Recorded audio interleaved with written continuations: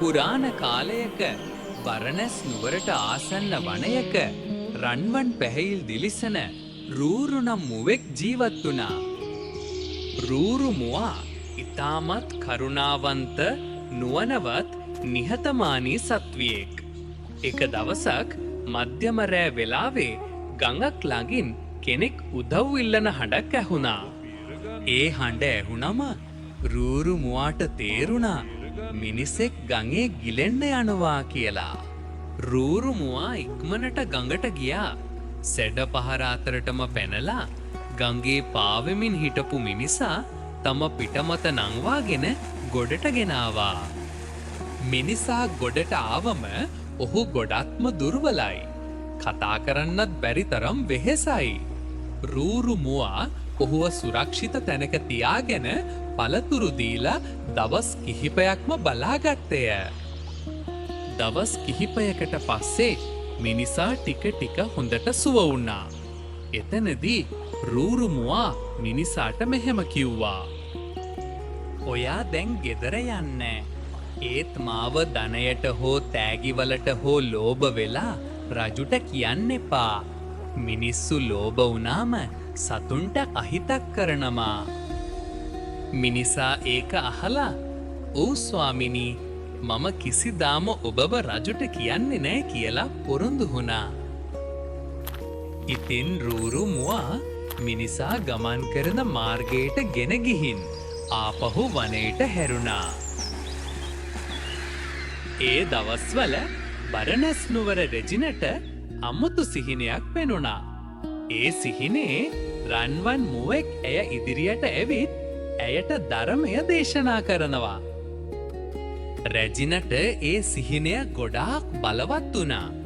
ඒ නිසා ඇය රජු ළඟට ගිහින් මෙහෙම කිව්වා. "මහරජතුමනි, මට ඒ රන්මුවා දැකලා ඒ මුවාගෙන් ධර්මය අහන්න ඕන." රජුත් ඒකට සතුටු වුණා. ඒක නිසා රජු නගරය පුරා නිවේදනයක් දාලා මෙහෙම කිව්වා. "කවුරු හරි රන්වන් මුවා ගැන කියනවා නම් ඔහුට ලොකු තෑගි දෙන්නම්." මේ නිවේදනය අහපු ඒ මිනිසා තමන් දුන්න පොරොන්දුව අමතක කළා. ඔහුට ලෝභ හිතක් උපන්නා. ඔහු රජු ළඟට ගිහින් මෙහෙම කිව්වා. "මහරජතුමනි, මම රන්වන් මුවා වසන තැන දන්නවා." රජු ඒක අහලා ගොඩක් සතුටු වුණා. ඉක්මනට හමුදාව එක්කරගෙන වනයට ගියා. හමුදාව වනය වට කරලා මුවා අල්ලන්න සූදානම් වුණා. එතනදී රූරු මුවා ඒ ශබ්ද අහලා මට විපතක් ළඟයි කියලා තේරුම් ගත්තා. ඒත් රූරු මුවා පලා යන්න හිතුවේ නෑ. ඔහු ඉතාමත් නිහතමානීව රජු ඉදිරියටම ගියා. රජු දුන්නගෙන මුවාට විදින්න සූදානම් වුණා. රූරු මුවා රජුට මෙහෙම කිව්වා. "මහරජතුමනි, මට විදින්න එපා. ඔබට මාව කියලා දුන්නේ කවුද?" රජු අත දිගු කරලා ඒ මිනිසා පෙල්වා දුන්නා. එතනදී රූරු මුවා ඉතාමත් දුකෙන් මෙහෙම කිව්වා. "මම මේ මිනිසා ගඟෙන් බේරුවා. මම ඔහුව ගොඩට ගෙනාවා. පළතුරු දීලා බලාගත්තා. ඒත් අද ඔහු මාව විනාශ කරන්නාවා.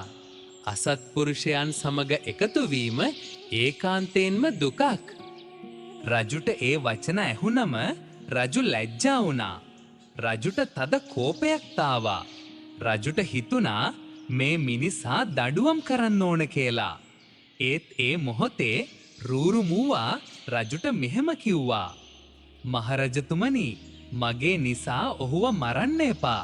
ඔහුට ඔබ පොරොන්දු වුණු දේ ඔහුටම දීලා යවන්න."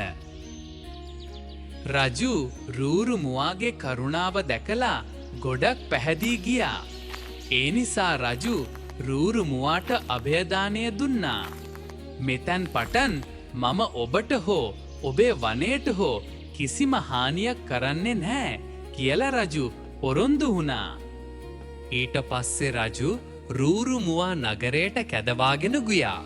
රූරු මුවා රැජිනටත් රජුටත් නගර ජනතාවටත් ඉතාමත් මිහිරිව ධර්මය දේශනා කළා. රජුත් රැජිනත් සියලු ජනතාවත් ඒ ධර්මය අහලා සතුටු වුණා.